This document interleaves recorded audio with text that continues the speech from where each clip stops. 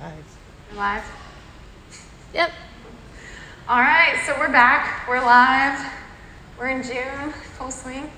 No, we realized we never really went over a postural control, postural stabilization workout with you guys. So that's what today's going to be all about, is focusing on different exercises that can counteract poor posture. We see it all the time, even when we all aren't working from home, but there's so many people that have desk jobs or sitting in a computer. We see it with teachers all the time, even if you're on the ground interacting with the kiddos, it lends itself to that sort of like forward head, rounded shoulder posture. So today is focusing a little bit more on the exercises, more for the upper kinetic chain and how we can balance that imbalance in the system, as well as a few of the things we can do to counter some of the discrepancies we see in the lower kinetic chain as well. However, those also can refer back to some of our exercises regarding core, hips, legs, that kind of stuff. So for today, we mainly just have a lot of TheraBands, resistance bands. We brought the foam rollers out again, as well as lacrosse balls to show you guys a few things for some stretches. And then we also just grabbed a couple of weights. Some of the exercises you can do absolutely without weights, and it's still pretty good workout on its own. Again, as far as the weights, really you don't need more than 3 pounds. And then for one of the exercises, you can do a modification with heavier weights. But again, we'll show you guys different things. So we'll go ahead and get started. We got a nice little just mobility warm up as usual. So we're gonna just start actually with kind of going over your pelvic neutral. So let me grab a chair real quick.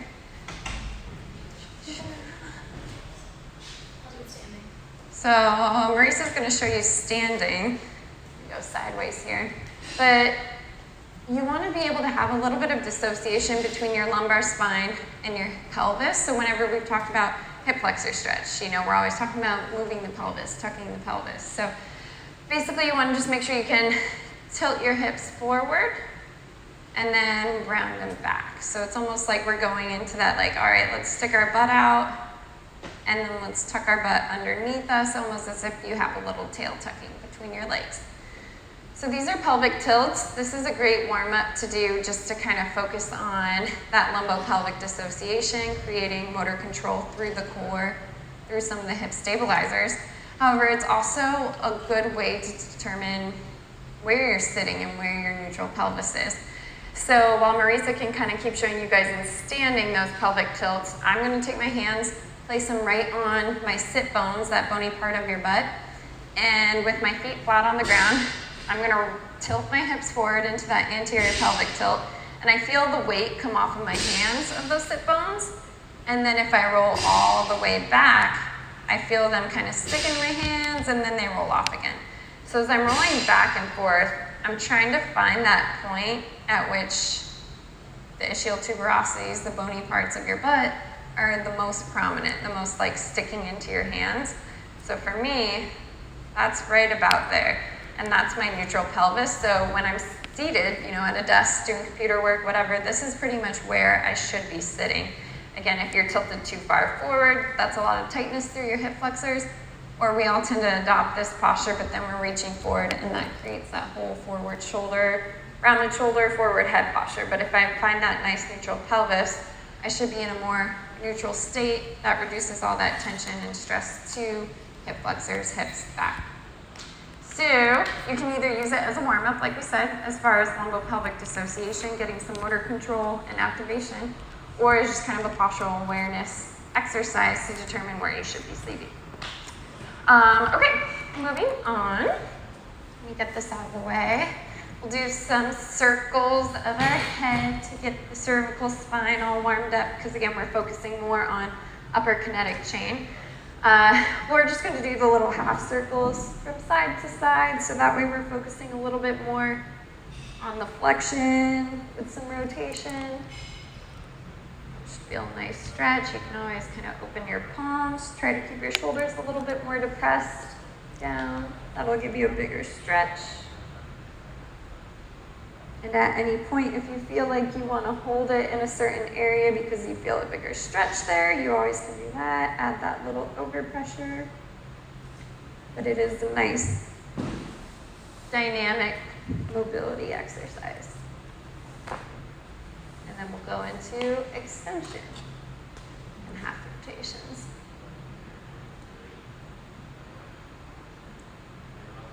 You hear a lot of crunching. So a lot of times you guys always bring up, things are popping, snapping, crunching. There's a lot of that can go on in the body, but generally if it's not hurting you, if it's not painful, don't worry too much about it.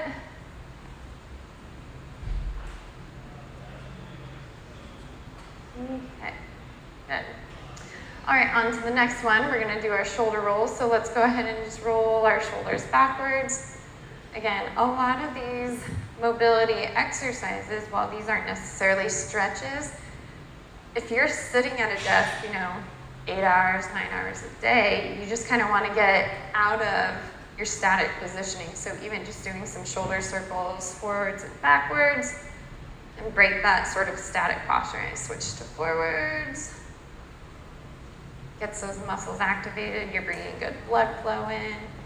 And again, it makes you a little bit more aware of what's actually restricted, what's actually tight, right? So, sometimes you don't really realize it until you start to move. Like today, I didn't realize my upper traps were actually pretty tight. So, something I should probably focus on later. And then we'll go to the chest hugs. So again, stuff we've done in the past for mobility exercises. You can do arms straight. Feel this today in the back of my shoulder near my rotator cuff. Actually, I don't know why. I don't know what I did. My neck's feeling tight today, so this is a good day. Yeah.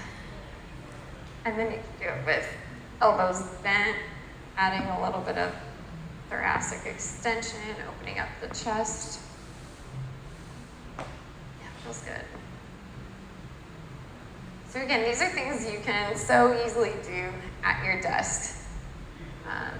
While you're looking at your seated posture, go ahead and shake it out. It's not a heavy load. It's not like, oh, I just went out and squatted 400 pounds. That's a heavy load, but very minimal duration of time. Similarly, when you're seated at a desk for 8 hours, sure, the load is very, very small, but the duration of that load is much longer. So you still need to make sure that you're stretching and getting out of these postures, because both ends of that contribute, whether it's a heavy load, small load, looking at duration. Think about those different variables that might contribute to restrictions or inhibition of the system, and pay attention to that and make adjustments. But okay, so we are gonna get into a little bit more of the exercises. So one of the big ones that we really like to do are chin tucks. So that literally is giving yourself a double chin.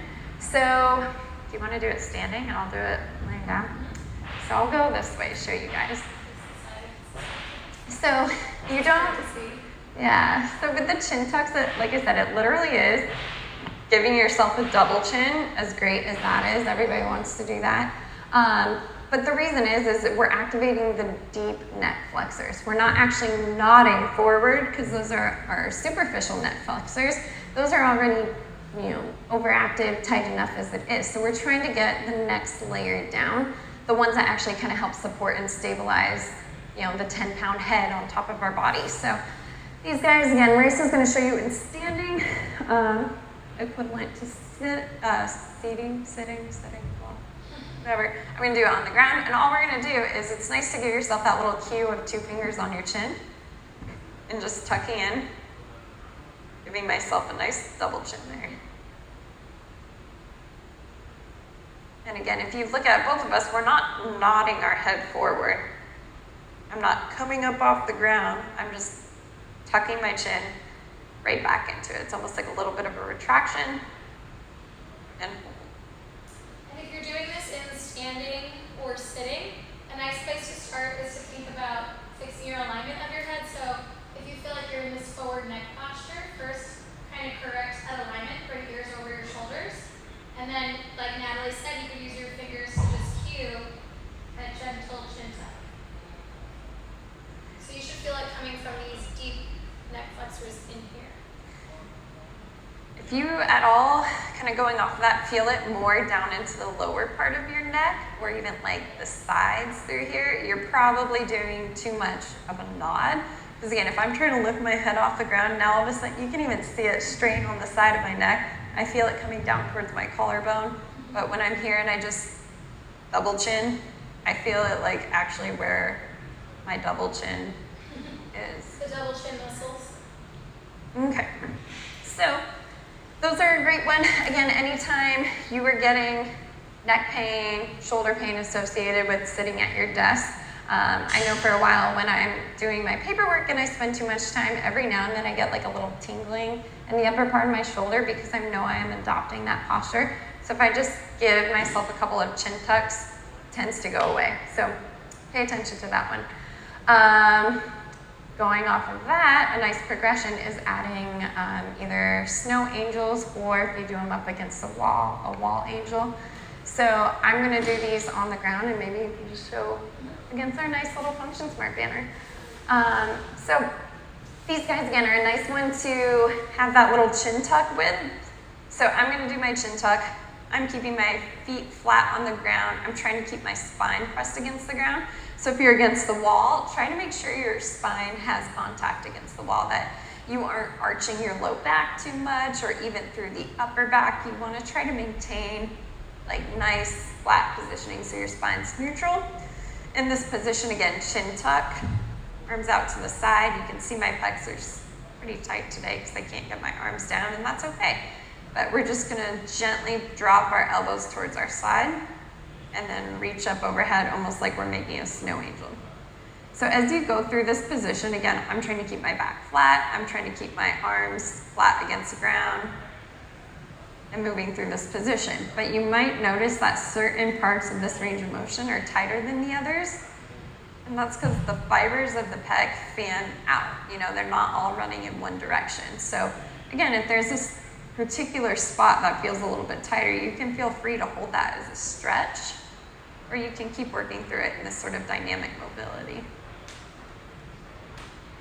Again, trying to maintain a nice neutral spine by keeping the back flat against the wall or the floor and your chin slightly tucked. And that also goes back to how we talked about like stacking rib cage over pelvis. That's also when I say to find your neutral spine when standing. So what Natalie was describing earlier about your sitting posture, you can be mindful of that as well if you work at a standing desk, not to be kind of like hanging on this position with an arched back. You can think about rib cage over pelvis, neutral spine. And same goes for if you're doing this exercise in standing. Feel it into my pinkies. Right. Some neural My left tension, side, I'm feeling that. right? Okay, so again, nice mobility exercise, good posture awareness. Moving on to more of kind of a stabilization drill. This one's good to use your TheraBands with. So we're gonna bust out these guys. Again, you can do it seated, you can do it standing, you can do it lying on the ground, whatever you prefer. But this is basic shoulder blade, rotator cuff activation drill. Really great for posture because again, we tend to adopt this. So we're trying to get you guys back here. So it's a little bit of external rotation of the shoulder. So in order to do that, nice TheraBand here. You can do it without any resistance as well. But all we're gonna do is keep our elbows pinned at our sides. And then we're gonna pull away from each hand on the band, keeping our elbows pinned at our side, and then slow and controlled back in. So in this position, I like to have my palms up as opposed to down because it opens up the shoulder a little bit more. If you go palms down, we're actually putting the humerus into a little bit of internal rotation. It creates less space in the shoulder, so you might not notice as much range of motion. So again, these guys are great. You can easily do these at your desk, even if you aren't using a band. It's working on that just activation of controlling where the shoulder is sitting in space and activating our posterior muscles. So scap retractions, basically, a little bit of external rotation. And if you notice here, I'm trying not to overcompensate and arch my back. That tends to be something people do when they're working on rotator cuff drills, they might just start getting into this and like doing a little chest pop. Or this. Yeah, we see that a lot too. If you do these enough, like this is probably like 10. We're just not counting anymore, I guess, but I really feel that starting to burn a little bit, like a good muscle burn back through here in my rotator cuff. So really important stabilization drill for posture. On to the next one. So posture really is, again, about strengthening everything back here and making sure this stays open. So when we're looking at these muscles back here, one of the most common ones we can do to sort of facilitate good posture are rows. So there's a couple ways that we can do this. Yeah. So you can obviously do it with our little resistance band. Marissa's gonna act as my anchor. So I would either shut this in a door, wrap it around a table leg, I don't know, something to support. But with my arms here, I'm just gonna pull straight back, squeezing my shoulder blades together. And what's great about rows is you can do this sort of wide grip row. And again, I'm focusing on squeezing my shoulder blades together. That's gonna get more of your rhomboids involved. Or I can switch to more of a narrow grip row. And that's still gonna activate those muscles, but we're also incorporating a few others along the kinetic chain. So you can absolutely do it this way. Standing's nice because again, you can play with that posture, making sure you're not, anteriorly tilting that pelvis, watching those sort of compensations. We can also do it, maybe I'll have you step on that, so bent over row. You can do it that way where if you don't have anything to anchor it against, you can just step on the band yourself and absolutely do a row. Or if you guys have been hanging with us through this whole quarantine, you can do bent over rows. We did this in our upper extremity day when we were working on strength, but again, whether it's rowing that way, which you can absolutely do with a band or weights, you can also do single arm if you're more concerned about your posture. Just make sure your knee and your foot line up. And again, see if you guys can see it this way. When I do this, I'm really watching my posture here. So I'm not hunched over, I'm not arching my back. I'm just trying to keep a nice neutral spine, head's looking down, and then I'm pulling right back towards me.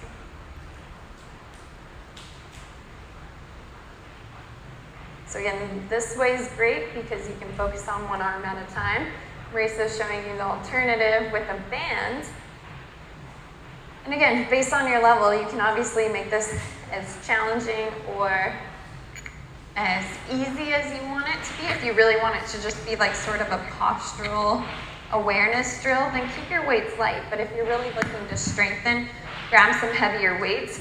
Again, you can absolutely do bent over row with free weights as well. Just make sure when you are doing bilateral bent over rows, again, you're watching your posture. See it all the time if people are doing this. They might be bending like this and now the weights are way out here. That's a lot of stress to my low back. So you want to focus on that sort of like hip hinge, knees slightly bent, and my spine's neutral. And you want to get pretty low. Again, I'll see people standing way up here. If I'm pulling like this, all of a sudden that's getting way more into my upper trap, levator scapulas. So again, bend over, nice and low, hip hinge, pulling back towards you. You can do wide grip, or you can do narrow grip. I think at this point we've done like a million rows throughout all those variations. But again, rows are a classic way to work on your postural stabilization. If you think about sitting at a desk and you get tired, one of the natural things we all kind of do is either just like stretch like this, put our hands behind our back. It's that same sort of scapular retraction movement, that activation of those muscles that's countering this. So super important one to work on strengthening.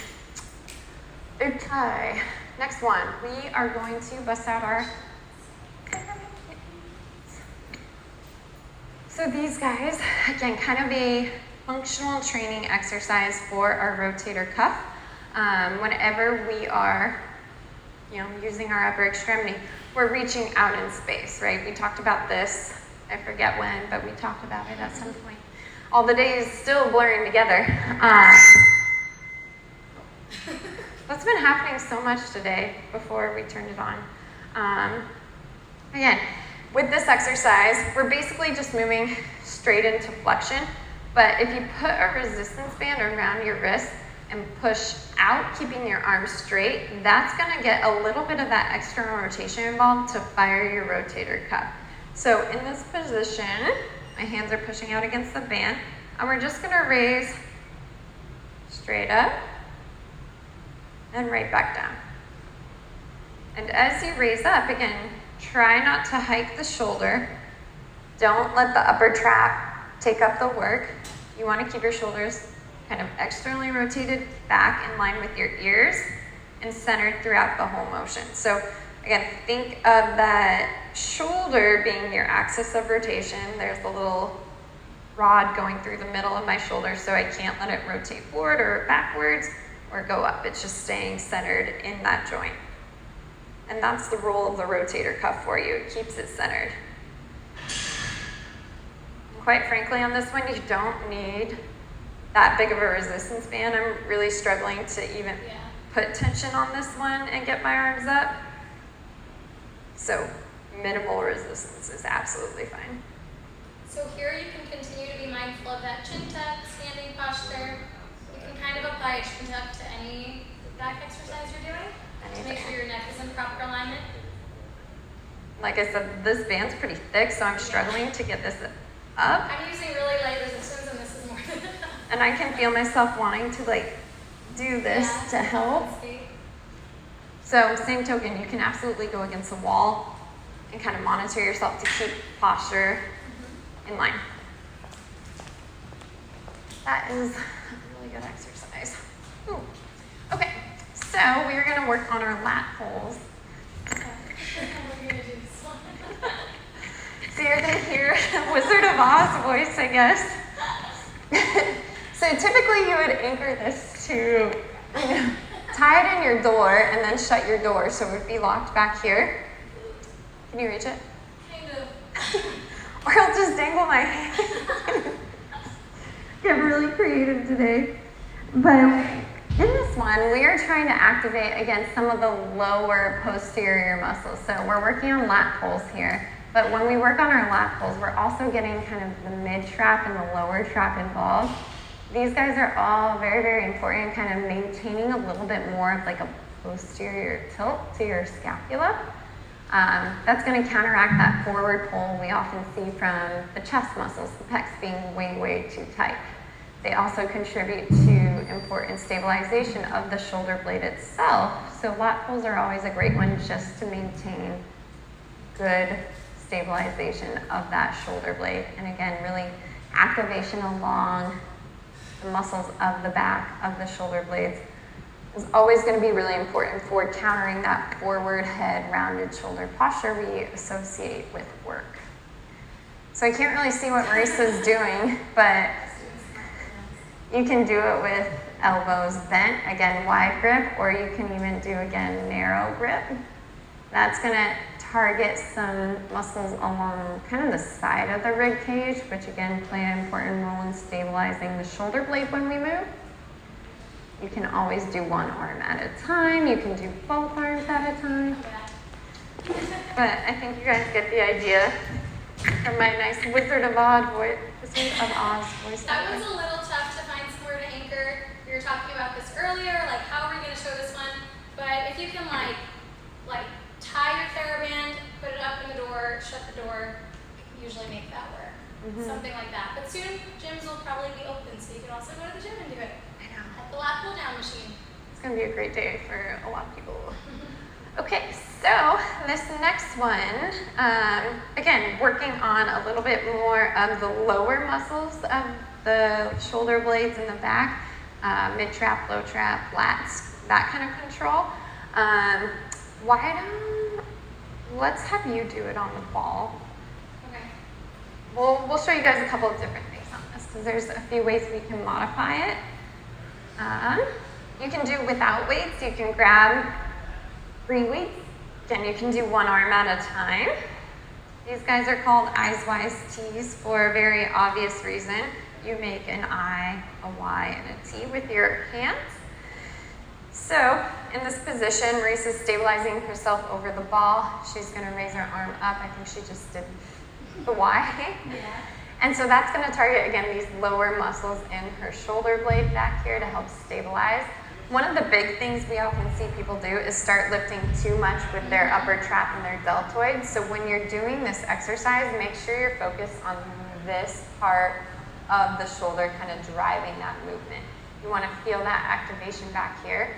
And if you're feeling your shoulder fatigue out before this really does, then you're probably doing it wrong. Because again, you're compensating with a little upper trap and posterior deltoid there. So while she continues to work on those, she can absolutely do one arm at a time, both arms, with weights, no weights. You can do it on a ball if you want to challenge your stability, or you can do it just lying on the ground. One of my favorite ways to modify this exercise is with a resistance band, because it's just, I feel like it's easier to crank it out than finding a location where you can like actually get your arm in position, or if you don't want to lay on the ground. But these guys, again, it's the same exact movements. I'm going to put tension on the band, arms are at shoulder height, and then squeezing my shoulder blades together, I pull out to the side, and then I go in opposite diagonal patterns. So again, I'm getting the T here, and then one hand's getting the Y while the other one's kind of dropping to the I position, and then switch. And then if I go this way, again, in this position, always be mindful of your posture. You don't want to overextend the back. I'm trying to keep my chin tucked. And one important thing to note in this exercise is when we're going this way, I'm okay with palms down just for functionality of it. But when we raise up, the thumb should be pointed upwards. If I try to do this with my thumb pointed downwards, I don't get nearly as much range of motion. Again, it has to do with the position of the humerus and just how that joint articulates. So when you go up in your diagonal, rotate so your palm is almost facing the ceiling. The thumb's pointed up. And that's going to open up that shoulder for you more. And showing you from the back, again, I'm using my shoulders to drive the movement. Reese is going to show you guys on the ground. So you could do this like at the edge of your bed. So if this were the edge of my bed, I would be here, and then I would have a little bit more space for my arm. Thighs. And again, ideally, kind of the periscapular region between my shoulder blades should fatigue out more quickly than like this part of my shoulder. I do feel it back in here, and that's because rotator cuff, again, is getting involved to help stabilize, keep that joint centered, but you don't want to fatigue out in this part of the shoulder or like up through here. It all very much is like back here and through here. Looks great. Just laying on the floor. Okay. This would have been better to do on the table than before. I know. Like we have wall space and tables, but trying to get us in the like screenshot is always a challenge. Okay, so those again are kind of our basic go-to postural exercises. We wanted to keep them very short and direct so that they are something that when we all go back to work more regularly, they are things that you can easily perform either at your desk or say bring in a resistance band and take that like 2-minute stretch break to just hop up and work on some exercises just to counteract this posture, get some muscles activated and moving. And I even feel a little bit better already too, just like open. And this next part will be even better. Yeah, so we got, of course, cool down stretches, even though that necessarily wasn't like a full workout. Again, when you're doing these exercises like we've talked about, we want you guys doing them more than just like, oh, you know, we just showed you 5. We're talking a lot as we go through this, but actually do a couple repetitions. Of course, if you are working on strength, it takes more than just like 5 repetitions a week to actually make a difference. So moving on to some of the stretches that are absolutely great to counteract this posture is hands behind your back, just like this. And then we're gonna open up the chest. So again, you can think of, if you watch our shoulders, we're rotating them backwards, retracting those shoulder blades. If you can't get your hands behind your back, if you have shoulder issues, then just stand with your palms out to the side, but also think of rolling them backwards, kind of keeping them depressed. We're opening there. And even honestly, just doing this, again, I feel that tension, that stretch into my fingers. There's a lot of neural tension there. Do my chin tucks. It's also really hard not to arch my low back as I do that to compensate. That feels nice. So just something that I just thought of, a really nice thing to do when you're sitting at a desk for a long time is cat-cows in your chair. So, and that's something you can do like all throughout the day. You don't need to do like 10 in a row. But you can just kind of round your spine, open up, and you're getting that chest opener, retracting the shoulder blades. So if I were doing it sitting in my chair, it would just be like rounding the spine where we kind of are in this position a lot throughout the day, but then opening it up. So just kind of getting some mobility and changing the position of your spine throughout the day. That's nice to do to stay moving a little bit, even if you're sitting. Yeah, we talk a lot about neutral posture, right? Kind of keeping our spine in one position.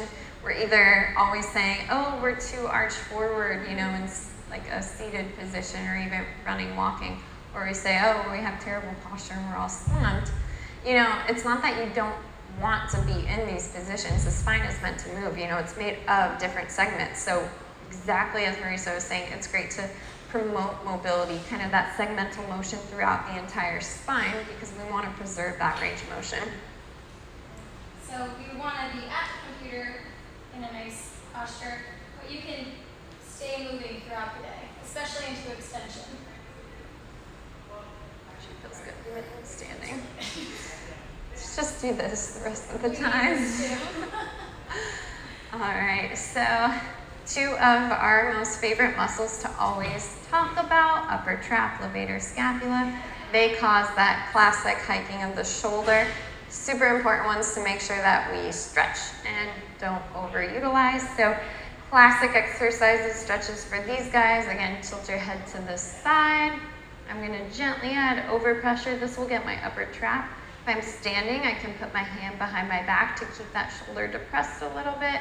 If that's too much, I can always leave my hand at my side. Or if I'm seated, I can grab the edge of a chair. You want to keep this nice and gentle. This is a muscle that often gets really, really tight. You can tell if you go to side bend your head and you realize, oh, I can't really get that far. Or if you notice this whole shoulder coming up, those are all indications that muscle might be a little too tight on you. Feels good. Switch. Same thing in this one. Try to keep your shoulder rolled back a little bit. And everything's trying to fight this posture, right? Basically, we see this whole thing shorten and we get stuck here. So it just looks sad. So sad. So we want to fight this really sad posture by keeping yourself open. I just feel sad doing that. But the levator scapula stretch, the slight difference in this one, instead of tilting to this side, now I'm just going to look down towards my pocket, towards my armpit. Again, you can do hand behind the back if you want to, grab the edge of a chair. But now I'm grabbing kind of up at the back corner of my head and pulling down. That should target this, kind of where my ponytail is. Fine, I'll put it right there. That's your levator scapula. Your ponytail. That's probably one I hear all the time from people who work at a desk switch. That they're feeling a lot of tension in that muscle. I can really, really feel it on my right side. Again, that's the side I was telling you guys, I get a little bit of numbness, tingling if I sit too long at my desk. Because as much as I talk about posture, I'm not always the best at it. Especially if you aren't resting your arms on an armrest of your chair, then that's when levator scapula and upper traps are really overworking because they're holding everything up for you to tighten. So I would say most people aren't resting their arms on an armrest when they're working. This just feels so good. So good. Pay attention to just little movements, because I've noticed, I'm extremely right hand dominant. I can't do anything with my left hand. So whenever I'm brushing my teeth, putting mascara on, whatever it is, that shoulder on my right side immediately hikes up, and I sit there and I'm doing this. Next thing I know, I'm like this. When I'm done brushing my teeth, they're putting my mascara on. That's not good. So pay attention and make those cognizant efforts to keep that shoulder down. I'll again, be brushing my teeth and start noticing it drifting up, and I have to remind myself, put that shoulder back down, because we want to reinforce good movement patterns. Don't just wait until, oh, whatever, it's easier if I have my shoulder way up here, let me just stretch it when we're done. No, you're reinforcing bad habits even if you are stretching it afterwards. So, yeah, practice what we preach.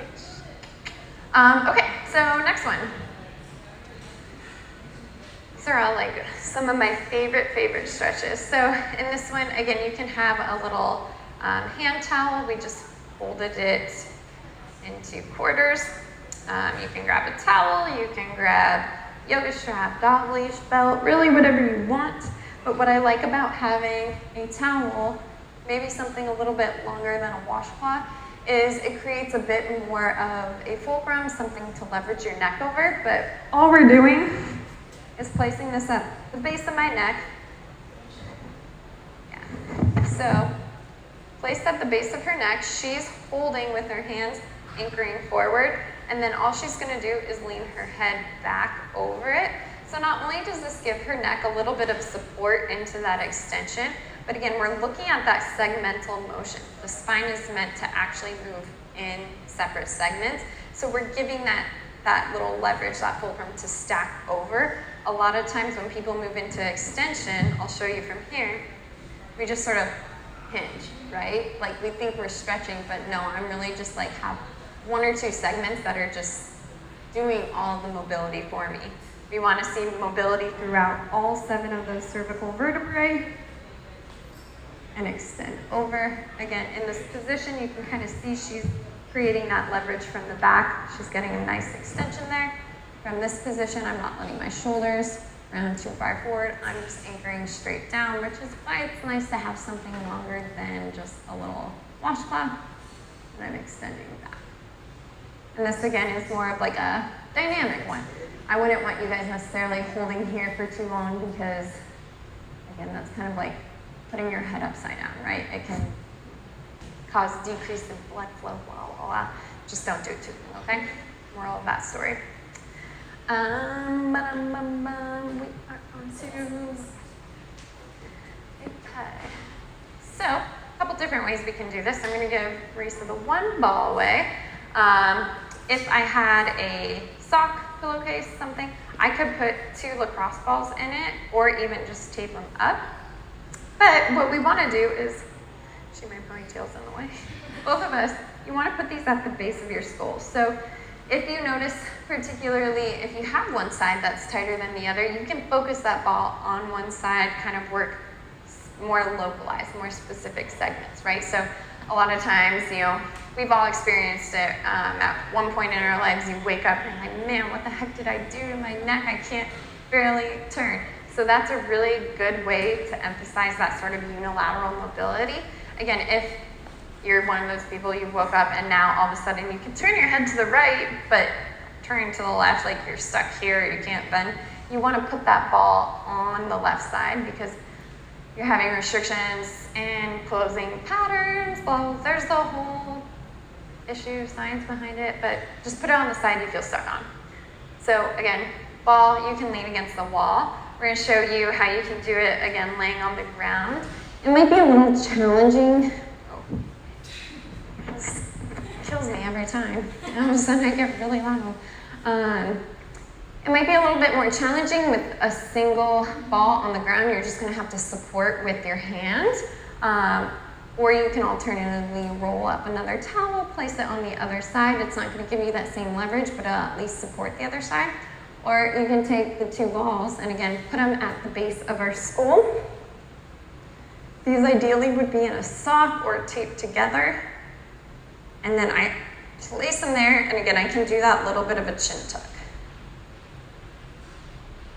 So these are gonna roll because they aren't taped together. So I'm just gonna put my fingers there to hold it. But chin tuck, you can feel that nice little pressure into our suboccipitals. It's a nice little stretch for those muscles and a nice little mobilization for our higher cervical vertebrae. And with that small chin tuck, you'll feel like a release of the muscle. So you don't need much movement. Just kind of basic, get it in there where you're feeling some tightness or tenderness, and then small little chin tuck. And you will definitely feel if you're on, a bone versus more of a muscly area. This is going to benefit you a little bit more when you're on the muscle, but again, depending on your purpose, what you're targeting. I will say too that in that position, again, we're really focusing on suboccipitals. So people that experience kind of chronic headaches, that sort of like ram horn headache, this is a great one to help relieve that. Sometimes, you experience that even if it's not a chronic thing at the end of a long day because of that posture. And in this position, you can see how the back of my neck, this lower or upper part, is shortened. I'm putting a lot of stress, a lot of tension there. So you can irritate some of the nerves back there, and then you come out of that position at the end of the day, it's like, again, what the heck happened? So this is a really great way to end your day with to help stretch those muscles out, or lunch break, or a Saturday. I don't know. A rainy day. Cool. So, foam roller. This is another one that we've gone over a couple of times now. Like we say, you'll see a lot of repetition in the ones that are our favorites, our go-to. So thoracic foam roller. You want to put it, you'll probably get a better angle from Maurice's view, the side view. But we want it perpendicular to our spine. Hands behind your head.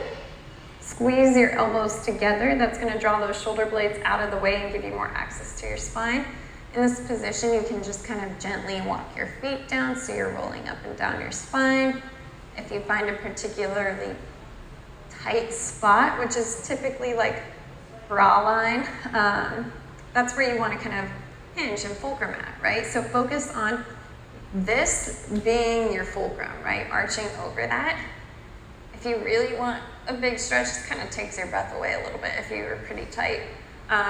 Try to focus on that same pelvic tilt, because if we're arching our low back, we're creating extension through the whole spine. And yeah, there's one specific point we're extending over, but if we keep this a little bit more like flat or curved instead of extended, and then we fulcrum over it, it's just going to be a lot more localized to that segment.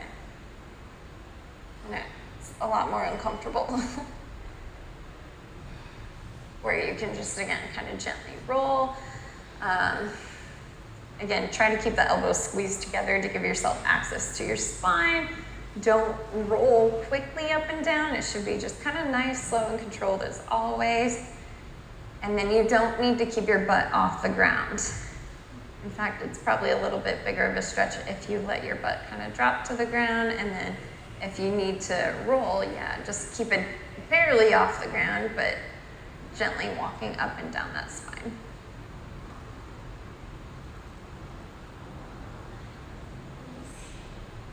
Just trying to get a nice cavitation there. So you might notice your back may pop or crack. It's one day when you do that, and that's totally okay.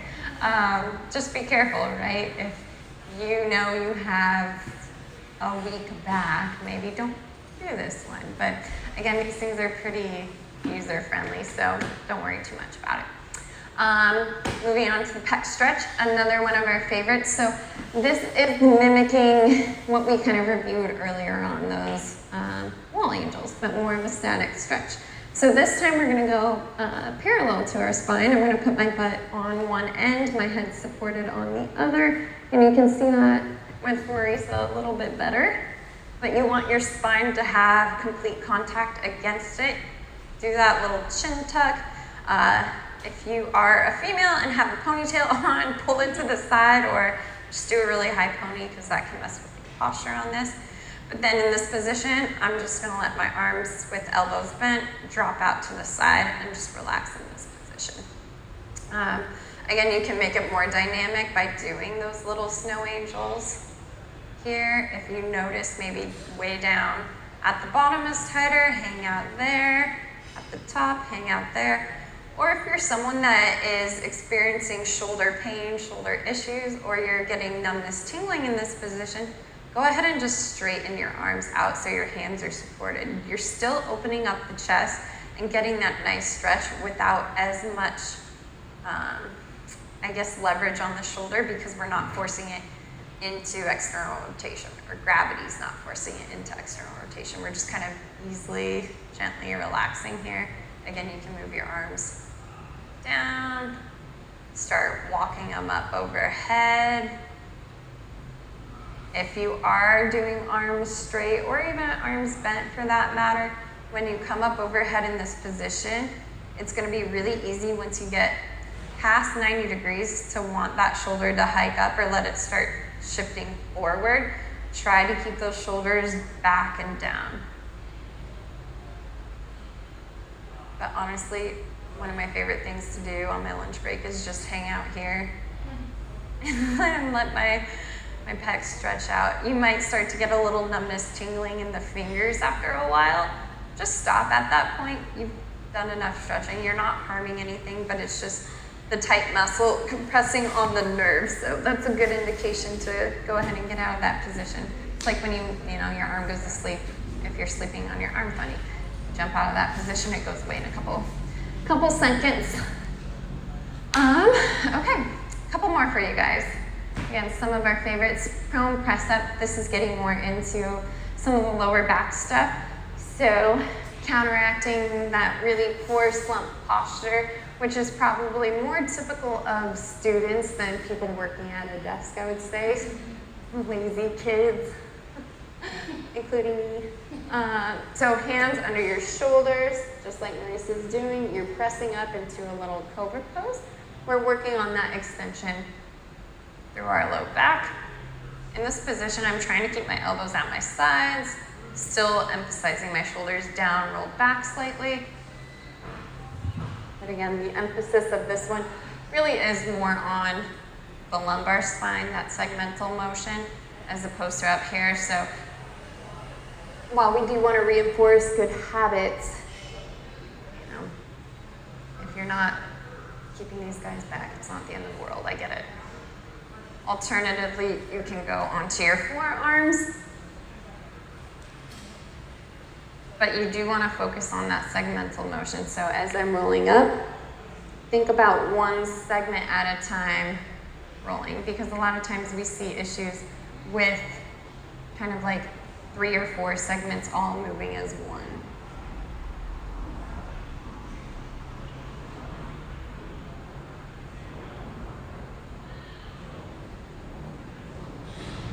Again, this is mobility, so don't think of it as a low back strength exercise. If you feel like this is more of a workout for your arms than anything, then come down to your forearms.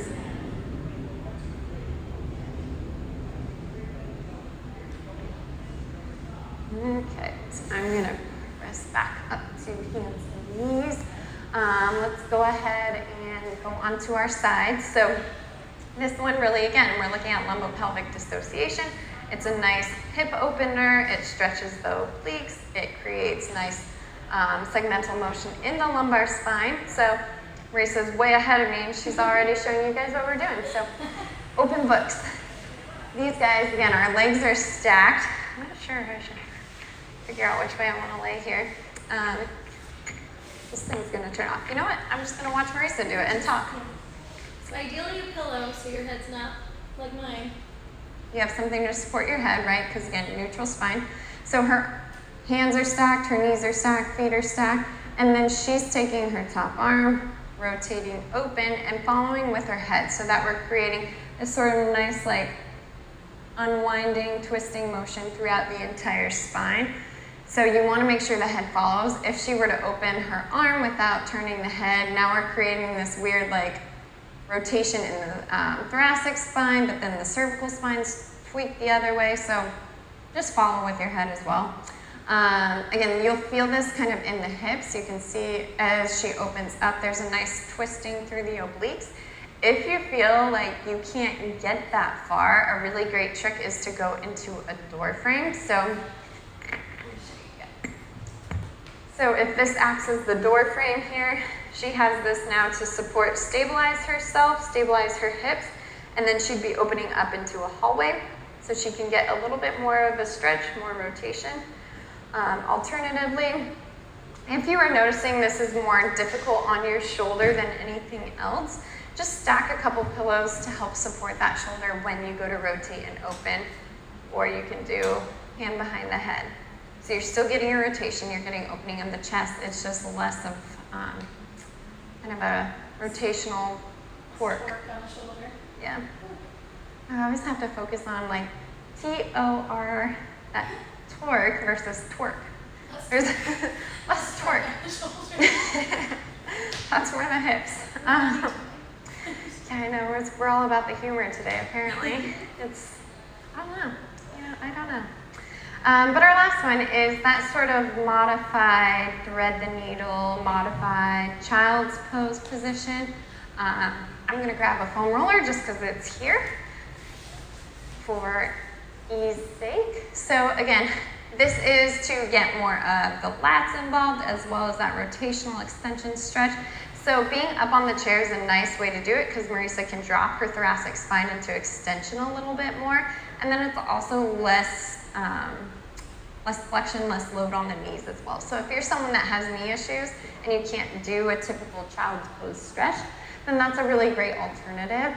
But again, you're getting more mobility through the thoracic spine when you do this. I'm gonna do it on the foam roller, but the idea being, again, I'm propped up a little bit so I can get that thoracic extension and just hang out here in child's pose. Again, I can walk my arm underneath me, or that thread the needle kind of position. That's gonna help stretch out posterior cuff, lats. I'm getting a little bit of rotation in my spine involved. And then whenever you come out of it, just make sure you reset because you might lose that little bit of thoracic extension if you were to just go from one side to the other. Yeah, we're trying to promote multiple areas of mobility here. I really don't know what I did, but my rotator cuff and upper traps, it's all super tight. This is the free. I'm just gonna hang out here. That feels so good. So good. Cool. So again, those are some of our favorite postural exercises as far as stability, mobility. You want to do both. Again, when we're looking at posture, there usually is a pretty normalized imbalance we see, both that mirrors in the upper and lower extremity. And if you look at yourself from the side, like if you make a giant X like this, these guys and these guys tend to be the ones that are too tight and too shortened, overused, while these guys, so the muscles in the back, those deep neck flexors, are the ones that tend to be lengthened and too weak. So we want to make sure we counter that by creating strength back here, strength in the deep neck flexors, and then opening the chest, opening kind of the cervical spine, suboccipitals. You can do the same thing for the lower extremity too. Too tight, overactive, too lengthened, and too weak.